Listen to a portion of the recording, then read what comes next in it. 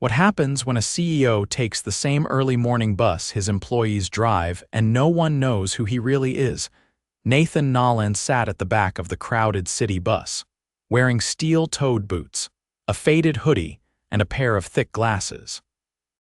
The disguise was good. He'd spent an hour in front of the mirror making sure of it.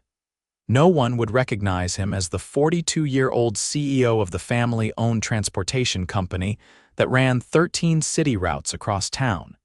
He'd inherited the company from his father 3 years ago. It was doing fine on paper. Ridership was stable, profits steady, but lately, things didn't feel right. Complaints were climbing, drivers were quitting more often, and middle managers kept giving the same vague answers. Staffing issues, traffic delays, driver error. Nathan had never met most of the drivers. The company was big enough that people assumed he was just another new hire. Most communication happened through district managers and store-level supervisors. The bus depot on 8th Street was one of the busiest, but he'd never set foot in it. It was time to see for himself. The driver that morning was a woman named Gina Ellery. Mid-30s, sharp ponytail, eyes focused on the road. She greeted each rider with a quiet good morning, even the ones who ignored her. Nathan climbed aboard pretending to adjust his backpack and gave her a quick nod. "New guy?" she asked, glancing at him in the mirror. "Yeah, started yesterday." "Dispatch said to ride with you today," Nathan said, keeping his voice low and casual. Gina didn't ask more. She had a schedule to keep. They pulled out at 6:12 a.m. sharp. By 6:23 they were already 3 minutes behind. A car had double parked in a loading zone, forcing them to detour. Then came the construction work, and then a rider in a wheelchair needed extra time boarding. Gina handled it all with patience, giving updates on the intercom, apologizing for the delay, staying professional. But Nathan noticed something else. She looked tired. Not just physically, but worn down in a deeper way. She barely touched her coffee. Her shoulders were tight. Every time the radio crackled with a supervisor's voice, she flinched slightly. By the time they reached the depot at 7:15, they were nearly 10 minutes late. Gina parked the bus, let the last few passengers off, and sighed. A man was standing by the office door, arms crossed, tall, polished shoes, clipboard in hand. Nathan had never seen him before. "Ellery," the man snapped. "Again." "This is the third time this week." Gina stepped down, wiping her hands on her uniform. "There was construction on. I don't want another excuse," the man cut her off. "You drivers keep blaming everything but yourselves. Start earlier, drive smarter. It's not that hard." Nathan's stomach twisted. He stood a few feet away, pretending to look at his phone but listening closely. There was a car blocking the. Gina tried again. "Then figure it out. You're professionals. Act like it," the man barked. "If I see this again tomorrow, don't expect to keep your shift." Nathan had heard enough. "Hey," he said, stepping forward. "She wasn't late because she wanted to be." The man turned. "And who are you?" "Just started. They told me to ride along, but I saw it all: construction, blocked lanes, delays she couldn't control." The man scoffed. "You've been here 1 day, rookie." "Don't tell me how to run my team." Nathan nodded slowly. "Okay, what's your name?" "Matt, route manager for 8th Street." Nathan just stared at him. "Good to know." Gina looked confused, shifting her weight. She glanced at Nathan, then back at Matt. "Get the next bus ready," Matt snapped at her. "You've got 5 minutes." Gina walked off without a word. Nathan followed her in the break room. Gina poured herself a fresh cup of coffee. She looked over at Nathan. "He's always like that?" Nathan asked. She hesitated, then nodded. "Yeah, doesn't matter what happens. If we're late, it's our fault." Nathan looked around the room. 1 microwave, 1 coffee machine, 2 broken chairs, a stack of week-old newspapers, no one else inside. "How long you been here?" 5 years. "I used to love it. Now." She shrugged. "Feels like we're just numbers." Nathan wanted to say more, but he stopped himself. Not yet. He needed to see more. That night he went home to his small rented apartment across town. No one knew he was the CEO, not even Gina. He'd keep it that way for now. Tomorrow he'd ride with a different driver, and he had a feeling things would get worse before they got better. Nathan showed up the next morning at 5:50 a.m., 15 minutes before his assigned ride along. He didn't go inside the depot this time.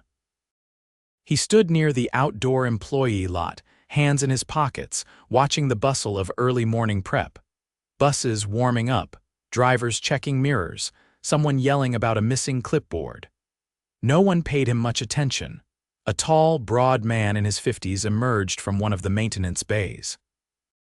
He carried a thermos and looked like he'd done this job in his sleep for decades. Nathan recognized him from the shift sheet as Carl Mendoza, driver for Route 12, a mix of commercial stops and underserved residential areas. He'd been told to shadow him today. "You the temp?" Carl asked as he approached, not slowing his walk. "Supposed to be," Nathan said. "Dispatch said to follow your route today." Carl gave a short nod. "Keep up. Route 12 doesn't wait for anybody." They boarded the bus in silence. Carl ran through his pre-checks fast but thoroughly: mirrors, blinkers, brakes, emergency kit. He pointed to a clipboard hanging from the dash covered in scribbles and timestamps. "Run sheet," he said. "Ignore most of it. They haven't updated half those stops since the new zoning last year." Nathan glanced at the paper. At least 4 listed stops were crossed out with handwritten replacements underneath. He made a mental note. As they pulled out of the lot, Carl leaned slightly toward him. "Here's how this works," he said. "You sit quiet, don't touch anything, and if a rider gets aggressive, don't try to play hero, just hit the alert." Nathan gave a nod and took the seat behind him. The first hour passed without much incident. They picked up a few regulars at the South Industrial Loop, night shift workers heading home, most half asleep. Carl greeted them with a grunt or a nod. He didn't waste words, but when they reached Hawthorne and 5th, a narrow residential block with a sharp left turn, Carl slowed to a crawl. A silver sedan was parked illegally at the corner, making the turn nearly impossible for the bus to complete without brushing the curb. "This one again," Carl muttered. He hit the horn twice, long and hard. "Nothing." "You ever call that in?" Nathan asked quietly. "Every week. They tow it once, then it's back the next day. City says it's out of our jurisdiction. Management says document it and move on." Carl inched the bus forward, carefully navigating the tight corner. The back tires clipped the curb slightly, causing the bus to lurch. A woman near the rear cursed under her breath.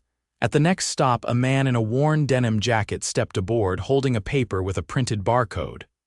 Carl scanned it, then paused. "This ain't good," he said. "What's the issue?" Nathan asked. "Transfer pass. It's from yesterday." "Expired." The man looked up. "They told me this would work today." Carl didn't argue. He handed the man a small paper slip from behind the dash. "Just get a fresh one tomorrow. Next time they try to pass you off with an old day pass, tell them to call dispatch." Once the man was seated, Carl turned to Nathan again. "Half the people on this route don't get straight answers from the ticket office. They hand out misinformation like candy, and we get stuck cleaning it up." Nathan kept his expression neutral, but the pattern was becoming clear. Broken communication, ignored reports, outdated tools. The drivers weren't failing, they were improvising around a system that didn't support them. At 9:40 a.m., they pulled back into the depot. Carl parked, filled out his mileage report, and stretched his arms. "Who's that guy in the blue tie always hanging around the lockers?" Nathan asked. "Blue tie, Ray, assistant ops lead. He used to drive routes. Now he just watches everyone else work, thinks he's better because he doesn't have to steer anymore." Nathan leaned against the open door. "He ever ride the routes?" Carl shook his head. "Not once since he got promoted. And if he sees you talking too much, he'll assume you're slacking." Nathan gave a quiet thanks and stepped down. Inside the depot, he headed toward the locker area where he'd seen Ray earlier. The man was leaning against a filing cabinet, scrolling through his phone. "Morning," Nathan said. Ray didn't look up. "You lost or something?" Looking for dispatch. Carl said to check in after the route. Ray finally looked at him. "You're with Mendoza, you're lucky, he doesn't talk to most temps." "I noticed." Ray narrowed his eyes slightly. "How long you here for?" "Week or two," Nathan said. Well, keep your head down. Don't get involved in anything that isn't yours. Nathan gave a slow nod and walked off, but he didn't go far. He ducked into a maintenance corridor and waited.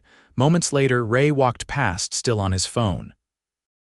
As soon as he was gone, Nathan slipped into the operations office. It wasn't locked. Inside sat two desks. One was cluttered with route maps, a broken printer, and half a coffee. The other pristine. A half-filled whiteboard listed shift changes and driver notes. Nathan scanned it quickly. Next to Gina's name, under Wednesday, someone had written, "Again 7 mins late. Final warning." He took a photo of the board with his phone and left. By Friday, he'd ridden with 3 more drivers. Each route had its own challenges: construction delays, malfunctioning doors, a broken fare scanner. One bus had no heat. Another had a flickering overhead light that made passengers visibly uncomfortable. But what stood out most wasn't the equipment, it was the silence. No one smiled. No one looked proud. The drivers were mechanical, efficient, and stripped of any sense that they mattered beyond making the next stop on time. Small talk was rare. Morale was lower than he'd anticipated. Friday afternoon, Nathan returned to the break room. This time, 2 other drivers sat at the table. A younger woman with a bright green vest and an older man with a limp. Neither looked up when he entered. Gina walked in a minute later, her uniform damp from the rain outside. "Hey," Nathan said, standing. She pulled off her gloves and sat down. "You're still here, still learning." She offered a weak smile. "That's funny, most temps don't last a week." "What's the turnover like?" he asked. "Pretty bad," she said. "New drivers train 2 weeks, then quit after 1. We're short-staffed almost every day." "Why do you stay?" Gina leaned back in her chair. "Because I've got 2 kids, because I've got rent, because I don't want to start over somewhere else. Pick one." Nathan nodded slowly. "What would make it better?" She glanced at him. "I don't know. Maybe someone up top actually listening. But they don't ride these routes, they just read the numbers." Nathan didn't answer. He didn't need to. He'd heard enough. As he left the depot that evening, he passed Matt, the same manager who'd chewed out Gina earlier in the week. Matt was laughing with Ray near the vending machines. "She cried in the break room again," Ray said. Matt shrugged. "If she can't handle pressure, she shouldn't be here." Nathan stopped walking. "She's been late every other day," Matt added. "I don't care if she's got 6 kids and a flat tire." "This isn't a babysitting service." Ray laughed. Nathan didn't say a word. He turned and walked to the employee lot, fists clenched inside his jacket pockets. The gloves were coming off. Tomorrow, he'd return as himself. Saturday morning, Nathan arrived at the 8th Street Depot just after 6, this time not in disguise. He wore a dark blazer, clean jeans, and the same boots from earlier in the week, a subtle nod to the hours he'd spent in them. He didn't bring a camera crew or call a meeting.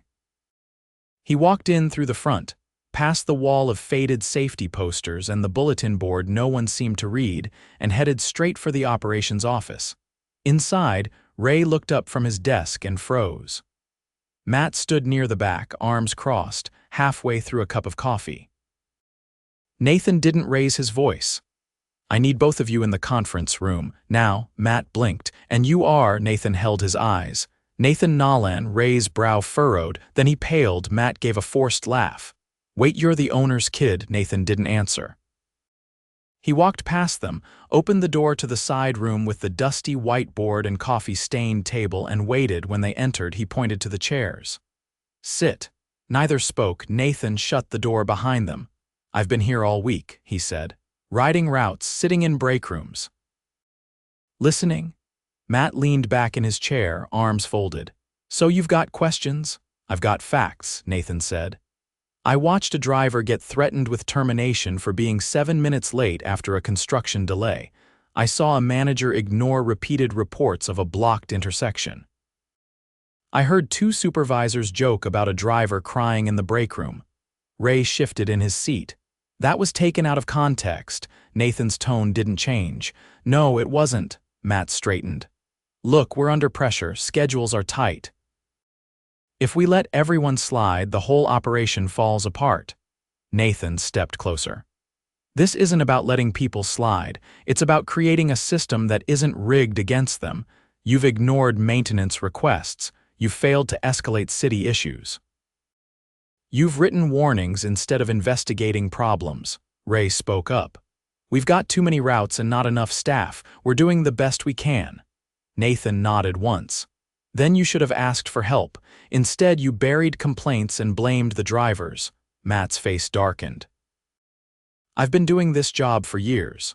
Don't come in here after a week and tell me how to run my team. Nathan's voice stayed level. It's not your team, it's mine, and starting today, you're no longer part of it. Matt stood up fast. You're firing me. Yes, Nathan said.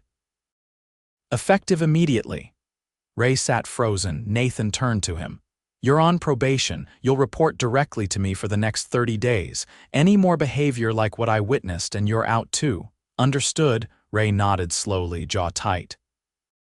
Nathan stepped out of the room without waiting for more. In the hallway, he ran into Gina, dressed in her uniform, heading toward her locker. She saw him and stopped mid-step. You're the owner, she said, more surprised than angry. He nodded. I am. She looked down for a second, then back up. Why didn't you say anything? Because I wouldn't have seen the truth if I had. They walked together toward the dispatch area. Gina, he said, I owe you an apology. You've been working under impossible conditions.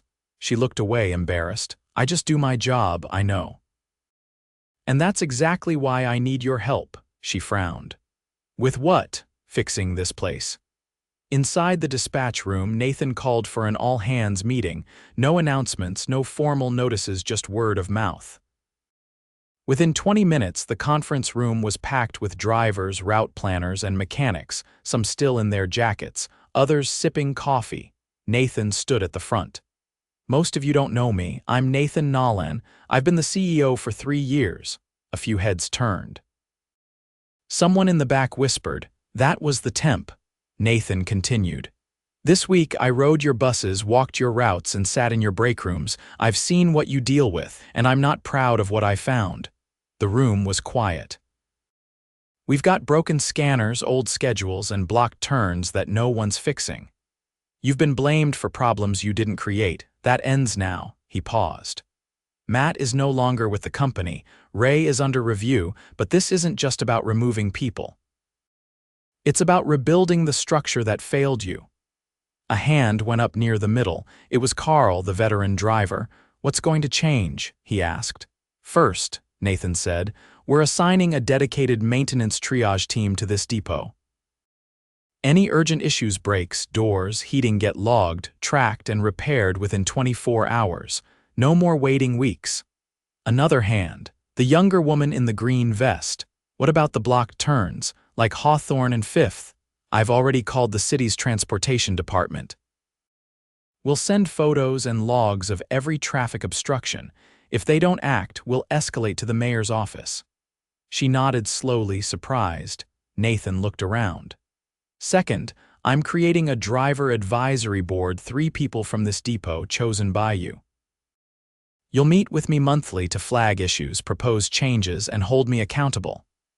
A few murmurs rippled through the room. Nathan pointed to the back. Third, every route manager from this point forward will be required to ride at least 1 route a week. No exceptions. If they don't know what you're facing, they don't belong in leadership.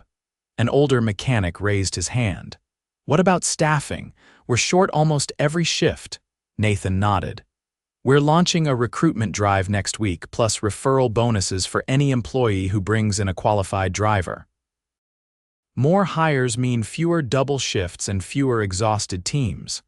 The room was still quiet, but it felt different now, less guarded, more alert. Nathan finished. I can't fix everything overnight. But I can promise you this, I'm not going back to running this company from behind a desk. He stepped back. I'll stay here today. If you've got something to say, find me, I'll listen. The group began to file out slowly, some giving nods, others just processing. No applause, no smiles. But a shift had started. Later that afternoon, Nathan sat on a bench near the south lot, looking over a list of flagged buses. Gina approached, holding 2 cups of coffee. She handed him one. I don't know if this changes anything, she said. Not right away. It doesn't, Nathan replied. But it starts something. She sat beside him. Ray's still watching everyone like we're trying to steal the steering wheels, she said. I know, he's on notice, and I'm watching him now. She looked out at the rows of buses. You picked a hard place to start. Nathan took a sip. It's where the truth lives. They sat like that for a while, no words needed. Inside the depot, a new sign was going up near the time clock, simple, printed in bold black letters. Every voice counts. If you drive the route, you shape the road. And for the first time in months, the silence inside the depot didn't feel like defeat. It felt like something waiting to move. By Monday morning, the depot had a noticeable edge to it, not louder, not busier, just more alert. A quiet awareness passed through the ranks that the man in charge had been among them, not just watching but deciding. No one knew exactly what would change yet, but the usual resignation in the air had shifted. It was subtler than hope, but stronger than habit.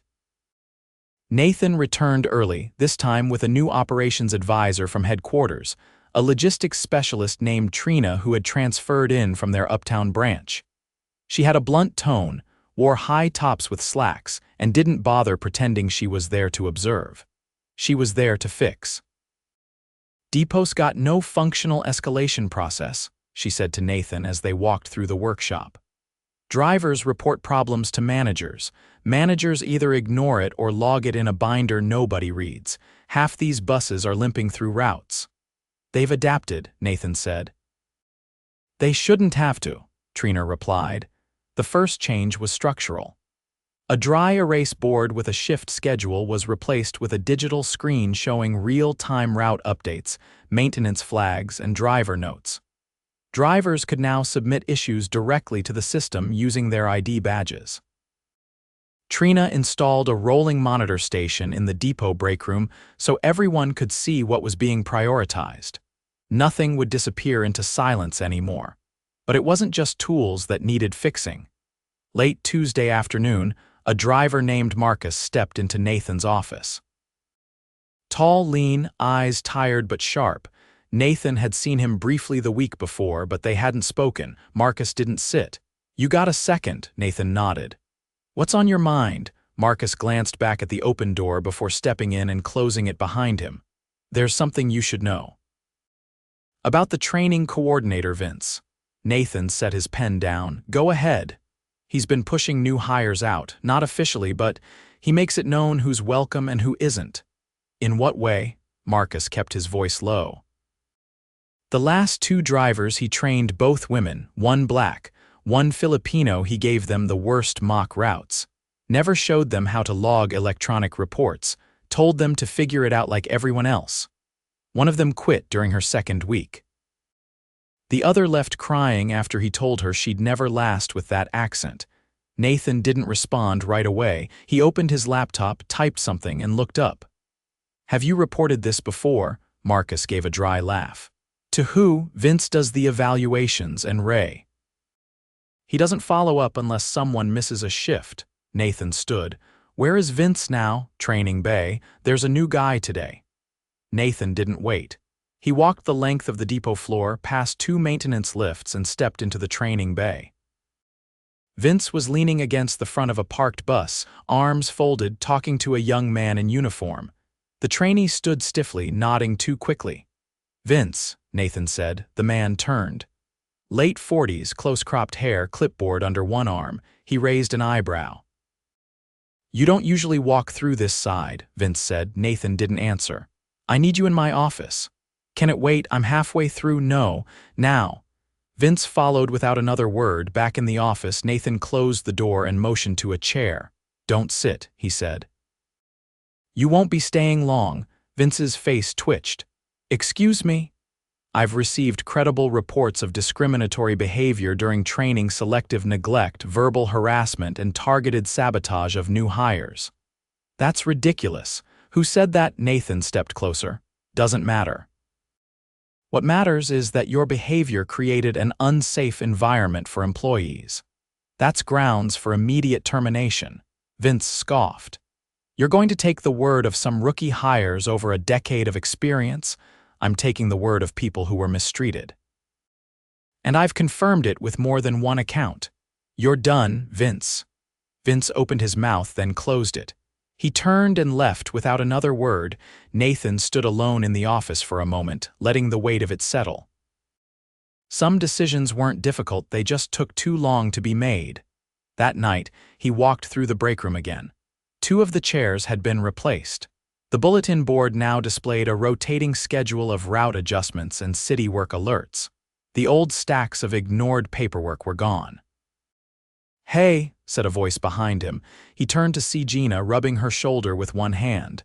Her jacket was soaked through. Rain had hit just before the end of her shift. "You all right?" he asked. "Getting there." She pulled a folded slip of paper from her back pocket and handed it to him. It was a printed version of the new route adjustment for Hawthorne and Fifth. The city had finally approved temporary signage and enforcement for illegal parking. "They put up a tow zone sign this morning," she said. "Must have scared the guy off. First time I turned that corner without hitting the curb in 6 months." Nathan looked at it. "It's not a permanent fix." "No," she said, "but it's the first one that didn't come from a lecture." Gina didn't linger. She nodded and left. In the following days, the changes began to ripple outward. Carl, the veteran, was appointed to the new advisory board by a quiet vote among his peers. He didn't campaign for it. He just showed up and listened when others spoke. His first motion was simple: ensure the same driver never pulled more than 3 consecutive late shifts without a day off. The board approved it unanimously. 2 new drivers arrived by Friday, both trainees who had previously left mid-program. This time, Marcus was asked to oversee their onboarding. He didn't say much about it, just adjusted the mirrors on the training bus and told them to take the wheel. Trina compiled a full report by week's end. Overdue maintenance logs, staffing gaps, and misaligned route planning had all contributed to the depot's dysfunction. But her final recommendation wasn't technical. "Keep showing up," she told Nathan. "Not once a year, not for a photo op, regular, quiet." "Real?" he nodded. On Monday of the following week, Nathan rode the early route with Gina again. Not undercover, not disguised, just there. She didn't ask him questions this time. She didn't need to. He stood behind her seat, watching as she waved a kid onto the bus with a half-dried backpack, then guided the vehicle around a tight turn with practiced hands. She glanced into the rearview mirror once, just long enough to meet his eyes. "You still fixing things?" she asked. "I'm trying." "Good," she said. "Just don't stop when it gets quiet again." He didn't answer. He wouldn't need to back at the depot. The sign near the time clock had been updated with a fresh line below the original motto. Same bold letters, same direct tone. "If it matters to one of us, it matters to all of us." No applause, no banners, just a depot that worked a little better than it did the week before, and no one had to cry in the break room to be heard.